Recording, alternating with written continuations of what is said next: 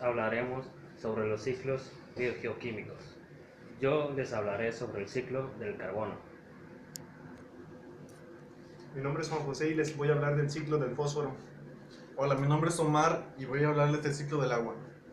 Mi nombre es Edgar y les voy a hablar sobre el ciclo del azufre.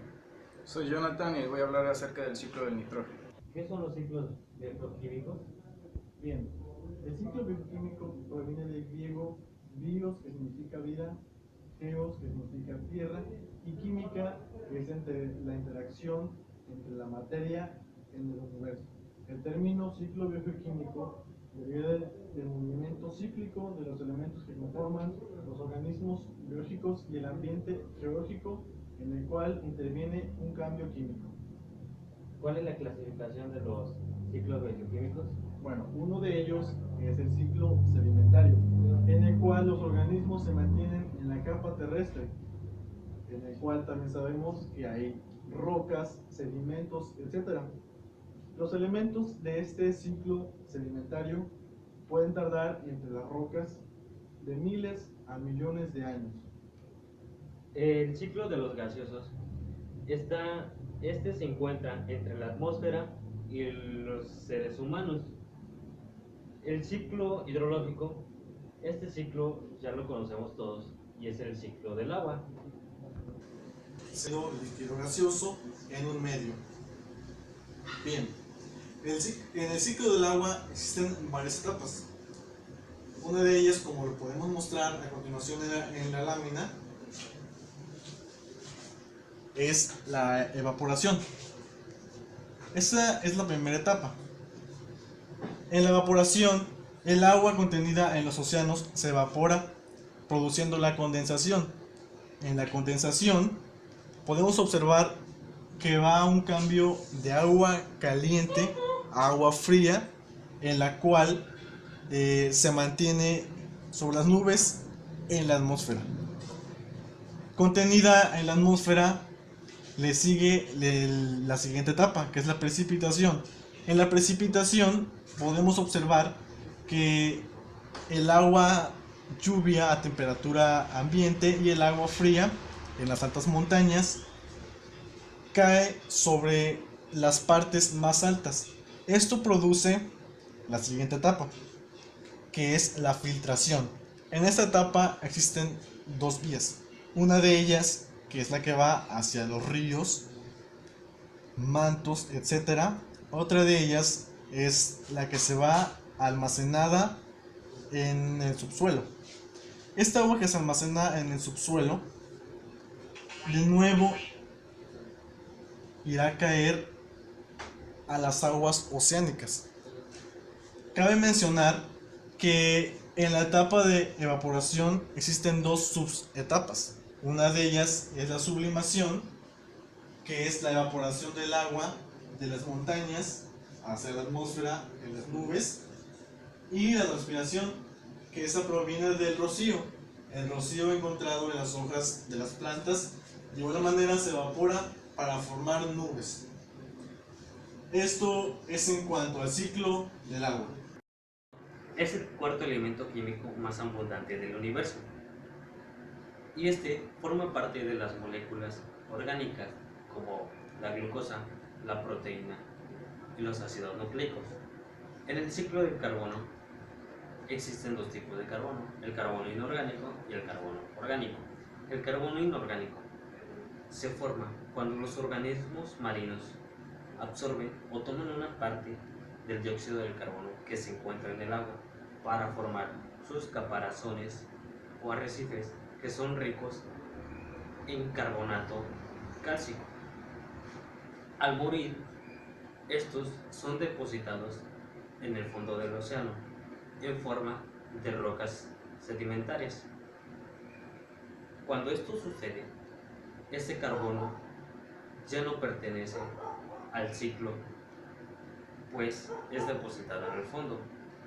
Para que este carbono vuelva a ser parte del ciclo, tiene que ser movido por efectos geológicos, como la erupción de un volcán, para que las rocas sedimentarias se disuelvan, se necesita el calor y diversas variaciones en la humedad. En el carbono orgánico, este lo desprenden todos aquellos compuestos orgánicos, como el ser humano cuando respira y exhala, emite dióxido de carbono. En el siguiente esquema les mostraré cómo es que funciona el ciclo del carbono.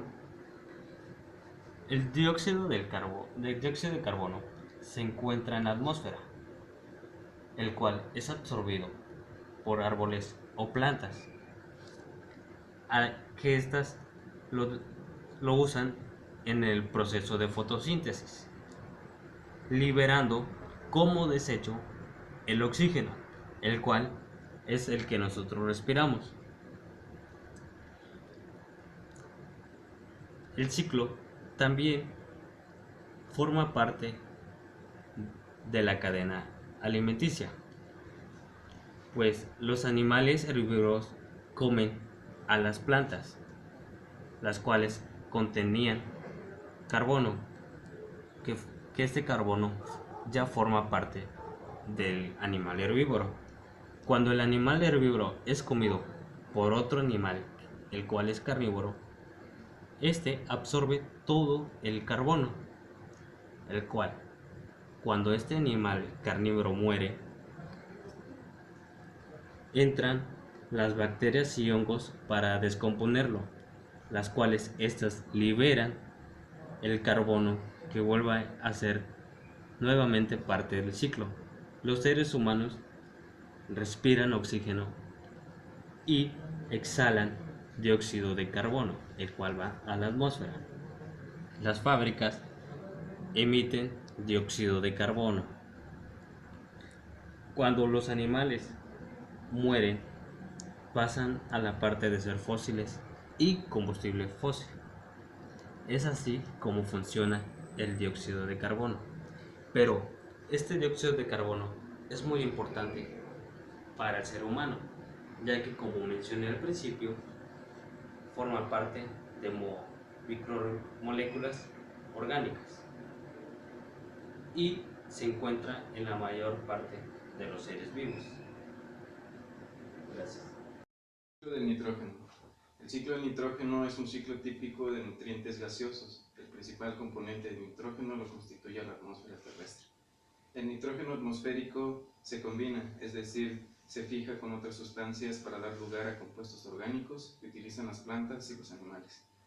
Es un componente vital de las proteínas, el cual es indispensable para que coexistan las diferentes formas de vida. Cuando las plantas y los animales mueren, su cuerpo es degradado por acción bacteriana, generando amoníaco, que es un compuesto de nitrógeno. Otras bacterias transforman el amoníaco en nitratos, del cual otras bacterias intervienen para la degradación del nitrato liberando el nitrógeno de forma gaseosa, el cual retorna a la atmósfera y con ello se completa el ciclo. Y aquí tenemos una representación de lo que es el ciclo del nitrógeno, que tenemos que el principal nitrógeno, la principal fuente de nitrógeno lo constituye la atmósfera, donde se encuentra de forma gaseosa. El nitrógeno se transforma de gas en nitrito mediante un proceso que se denomina fijación de nitrógeno. Aquí tenemos que las tormentas eléctricas producen el nitrato. Las plantas obtienen sus compuestos de nitrógeno a partir del suelo a través de sus raíces. Los animales adquieren los compuestos de nitrógeno a partir de los tejidos vegetales que consumen. En ambos casos, el nitrógeno se emplea para elaborar moléculas proteicas.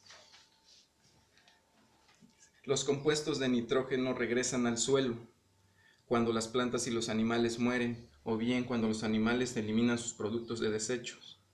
Las bacterias y los hongos de la putrefacción degradan los tejidos de los organismos muertos, reduciéndolos a aminoácidos. El azufre se transforma en sus diversos componentes y circula a través de la biosfera en el ciclo del azufre. Este es principalmente sedimentario y entra a la atmósfera desde diferentes fuentes naturales, como el sulfato de hidrógeno. El sulfato de hidrógeno es un gas incoloro y altamente venenoso. Sus principales fuentes son volcanes activos y descomposición de materia orgánica, como lo son pantanos, ciénegas y llanuras inundadas por mareas. El dióxido de azufre. El dióxido de azufre es un gas incoloro y sofocante. Sus principales fuentes son volcanes activos. Las partículas de sulfatos. Las partículas de sulfatos, como el sulfato de amonio, su principal fuente es la aspersión marina. Un tercio de los componentes de azufre y el 99% de dióxido de azufre es emitido a la atmósfera gracias a las fuentes ya mencionadas. La combustión de carbón y petróleo, los cuales contienen azufre, y estos utilizados para la generación de energía eléctrica, emiten los 2/3 restantes de dióxido de azufre a la atmósfera. Circulación del azufre en la atmósfera. Este se da de esta manera. El azufre interactúa con oxígeno en la atmósfera, lo cual forma trióxido de azufre. Este a su vez interactúa con vapor de agua, lo cual forma pequeñas gotas de ácido sulfúrico. Estas a su vez interactúan con demás sustancias químicas que se encuentran en la atmósfera para formar pequeñas partículas de sulfatos. Estas pequeñas partículas de sulfatos y las pequeñas gotas de ácido sulfúrico caen a la Tierra como componentes de la lluvia ácida, lo cual daña a los árboles y a toda la vida en general. Podríamos decir que las bacterias juegan un papel crucial en la descomposición del azufre en sus diversos componentes, así como también la descomposición de proteínas, lo cual produce sulfatos.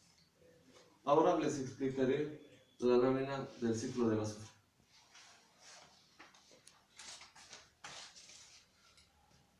Todo comienza con la expulsión de azufre en erupciones volcánicas. Este llega a la atmósfera como dióxido de azufre. Debido a procesos como la lluvia, baja de nuevo a la Tierra con el nombre de sulfato. Tras ser reducido, se incorpora a sus proteínas, a las proteínas de las plantas. Al morir el azufre,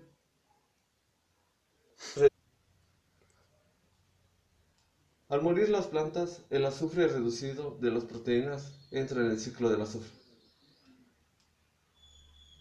y es oxidado por bacterias, de forma que las plantas pueden asimilar el sulfato. Los intercambios de azufre, principalmente en su forma de dióxido de azufre, se realizan entre las comunidades acuáticas y terrestres. Cuando el azufre regresa a la lluvia, se le llama el reciclaje del azufre. Ciclo del fósforo. El ciclo del fósforo es de suma importancia en los ecosistemas debido a que el fosfato interviene en los diferentes procesos metabólicos de los organismos, como lo es en su producción de ATP. ¿En dónde se encuentra el fósforo? El fósforo se puede encontrar en el suelo en forma de mineral que proviene de la meteorización de la roca madre o en la acumulación de guano, que es abono. Este fósforo entra en la cadena alimentaria o en la cadena trófica por las plantas, ya que las plantas a través de sus raíces absorben los minerales que se encuentran en el suelo y los cuales lo sintetizan en compuestos orgánicos y ATP. Cuando un consumidor primario, que son los herbívoros, consumen estas plantas, el fósforo pasa a estos organismos y los organismos que consumen a estos herbívoros y al momento de tenerlos en sus organismos también absorben lo que es el fósforo. En el momento de su excreción o a través de su excremento, el fósforo se vuelve a reincorporar en el suelo. Aquí en este esquema les puedo mostrar lo que es este proceso que ya antes les he mencionado. Aquí podemos ver a los herbívoros. Aquí están los depósitos de fósforo en el suelo. El fósforo, cuando lo podemos encontrar también en un medio acuático, existen organismos que igual absorben este fósforo y en el momento de que los peces consumen a estos organismos, que podría ser por ejemplo el fitoplancton, estos peces también lo retienen, y en el momento en el que una ave consume estos peces, igual mantiene este fósforo, y en el momento de su excreción vuelve a ser depositado en el suelo. Así es como funciona el proceso de estos procesos. Acerca de la biodiversidad. ¿Qué es la biodiversidad? La biodiversidad es la totalidad de genes, especies y ecosistemas de una región. La riqueza actual de la vida en la Tierra es producto de millones de años de evolución histórica. La biodiversidad se divide en 3 categorías jerarquizadas: los genes, las especies y los ecosistemas, que describen los muy diferentes aspectos de los sistemas vivientes y que los científicos estudian de diferente manera. Diversidad genética. En esta existe la diversidad genética en una especie y la diversidad genética en una población. En la primera daremos el ejemplo de la variedad tradicional del arroz en India, y de la segunda daremos el ejemplo de los rinocerontes, que su genética es muy variada, al contrario de los chitas, que de los chitas sus genes son muy pocos, la mayoría tiene casi el mismo. Estas técnicas se estaban aplicando en zoológicos y jardines botánicos, pero gracias a la tecnología se está aplicando a la vida silvestre. La diversidad de especies. La diversidad de especies se entiende por la variedad de especies que existen en una región. La diversidad taxonómica nos explica la relación que tiene una especie con la otra. Un ejemplo podría ser cuando en una isla se tienen 2 especies de aves y una de lagartos. Esta tendría mayor diversidad taxonómica que en una isla que hubiesen 3 especies de aves y una de lagartos. Análogamente se cree que son más las especies terrestres que las marinas, pero las especies terrestres están más relacionadas entre sí y las marinas no, por lo que se cree que hay mayor diversidad taxonómica en los ecosistemas marinos. Diversidad de los ecosistemas. ¿Qué es un ecosistema? Un ecosistema es un sistema en el cual interactúan los factores bióticos y los factores abióticos. Los factores bióticos son los seres o organismos vivos, como las plantas, los animales, y los factores abióticos, como por ejemplo el medio en el cual se desarrollan, lo que es la temperatura, la luz o el agua. La población son los organismos de una misma especie. La comunidad son la organización de los conjuntos de organismos de diferentes especies. Los factores bióticos, como ya les mencioné, son las relaciones que existen entre los organismos de la misma especie o de diferentes especies. Las relaciones intraespecíficas son las relaciones entre los organismos de la misma especie, y las relaciones interespecíficas, como por ejemplo la depredación, la mutualismo, simbiosis, amensalismo, parasitismo, son unos ejemplos de relaciones interespecíficas que se dan entre organismos de diferentes especies. Los tipos de ecosistemas. Los medios en los cuales se pueden dividir los ecosistemas son los medios terrestres, acuáticos o mixtos. Un ejemplo de medio acuático, por ejemplo, serían los lagos, los ríos, los océanos. Un ejemplo de medio terrestre son los bosques, las selvas, los matorrales o los pastizales. Los medios mixtos son, por ejemplo, las costas, los humedales o los pantanos. La diversidad es difícil de medir debido a que no se conocen las fronteras ni entre las relaciones entre las comunidades y ecosistemas, debido a que no están bien definidos. La diversidad cultural humana puede considerarse también en la biodiversidad, al igual que la diversidad de especies y genética. Algunos atributos culturales humanos, como lo son el nomadismo, la rotación de cultivos, representan soluciones en los problemas de supervivencia en ambientes generales.